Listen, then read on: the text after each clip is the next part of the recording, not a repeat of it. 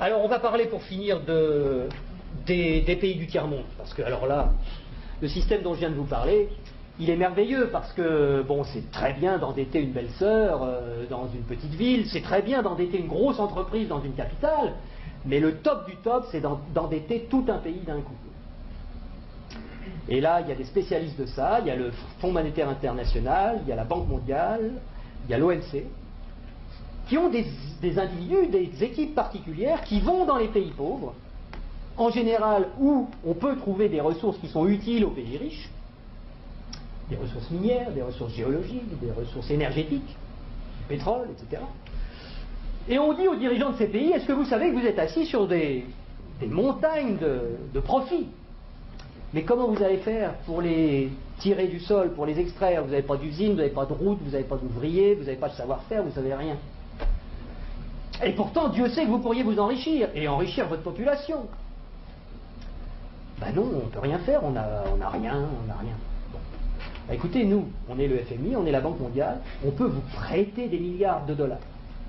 Et avec vos milliards de dollars qu'on va vous prêter, vous allez pouvoir exploiter vos ressources et nous rembourser haut la main sans problème.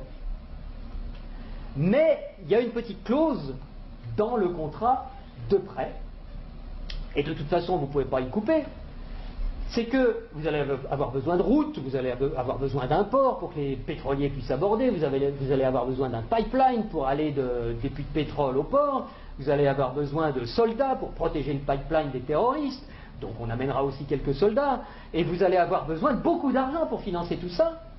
Et à qui vous allez acheter tout ça? Où sont vos entreprises? Mais on vous a dit, on n'a pas d'entreprise. Ah bon? Ben écoutez, c'est pas grave, nous on en a. En Occident, beaucoup, on en a plein. On a Halliburton qui fabrique des usines, on a Areva qui a besoin d'uranium, on a Bouygues qui fabrique des autoroutes, des ports, tout ce que vous voulez, on va vous faire ça aux petits oignons, pas de problème. Et c'est comme ça que ça marche. On vous prête 15 milliards, sous réserve que vous fassiez travailler nos entreprises, et de toute façon vous ne pouvez pas faire autrement. Donc regardez bien ce que ça fait au point de vue monétaire. Il y a 15 milliards qui sont créés ex nihilo par le Fonds monétaire international et la Banque mondiale. Le Fonds monétaire international, c'est un organisme qui récupère quelques dépôts de la plupart des pays de la planète, qui servent de garantie pour faire des crédits, des prêts aux pays sous-développés. Donc il y a 15 milliards qui partent de la Banque mondiale et qui vont sur les comptes du pays sous-développé. Et aussitôt ces 15 milliards-là qui sont dans le pays pauvre, ils retournent dans le pays riche pour aller payer des entreprises occidentales qui vont dans le pays pauvre faire du boulot, construire des trucs. Du point de vue du pays riche, quand vous allez vendre des produits et des services dans un pays pauvre à l'étranger, pour vous, c'est quoi? C'est des exportations ou des importations? Des exportations. Voilà. Je vais aller exporter une usine, Areva, moi français.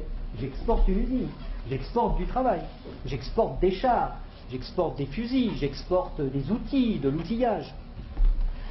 Donc, ce qui est génial, c'est que les 15 milliards qui sont partis des pays occidentaux, qui sont allés dans le pays pauvre, il y a des services qui sont exportés par les pays occidentaux envers les pays pauvres, et l'argent, qu'est-ce qu'il fait? Il revient dans les pays riches, les 15 milliards, ils reviennent. Bon. Et donc les 15 milliards, c'est comme si on avait eu une belle-sœur qui avait emprunté 15 milliards et qui nous les distribue, puisque les ouvriers des entreprises des pays occidentaux, les actionnaires des entreprises des pays occidentaux, ils vont avoir plus d'argent grâce à ces 15 milliards qui reviennent. Donc ils vont les dépenser dans l'économie, ça nous fait des transactions nouvelles, de l'emploi nouveau, qui va ruisseler dans notre économie. Mais c'est pas tout à fait comme si c'était des belles-sœurs qui les avaient empruntées, parce que les belles-sœurs, il aurait fallu qu'elles rendent les intérêts, et donc qu'elles reprennent leur argent, et qu'elles en reprennent le double, et que nous, on ait des nouveaux emprunteurs qui arrivent pour payer les intérêts des nouvelles belles-sœurs. Là, non. C'est qui la belle-sœur qui paye les intérêts? C'est les pauvres. C'est les pays sous-développés. Et donc, on a été leur construire des trucs qui vont nous permettre d'exploiter leur richesse. On a eu de la monnaie en plus qu'on a créée nous-mêmes en la faisant passer par les pays pauvres, mais qui revient chez nous net d'intérêts. Et qui paye la dette, qui paye les intérêts, c'est le pays pauvre. Et ils ont deux solutions. Soit ils empruntent à nouveau le montant des intérêts pour pouvoir nous les rembourser, ce qui double leur dette. C'est pour ça que des fois vous entendez des présidents de pays sous-développés qui disent « Mais c'est pas possible, on l'a déjà payé 15 fois la dette, comment ça se fait qu'il faut qu'on paye encore ?» C'est parce qu'ils ne peuvent pas la créer. C'est parce que pour rembourser des dollars, il faut qu'ils les empruntent. puisqu'il n'y a que nous, les Occidentaux, qui peuvent créer des dollars pour les endetter. Et donc, soit ils empruntent pour continuer à payer leurs intérêts, soit ils vendent leurs ressources pour presque rien. Ce qui nous permet à nous d'avoir le niveau de vie qu'on a, et d'avoir les ressources des pays sous-développés, qu'on a bien choisis parce qu'ils étaient riches en ressources dont on a besoin, et d'avoir le niveau de vie qu'on a, et d'avoir de l'essence pas chère, et d'avoir des iPhones pas chers, etc. C'est grâce à ça.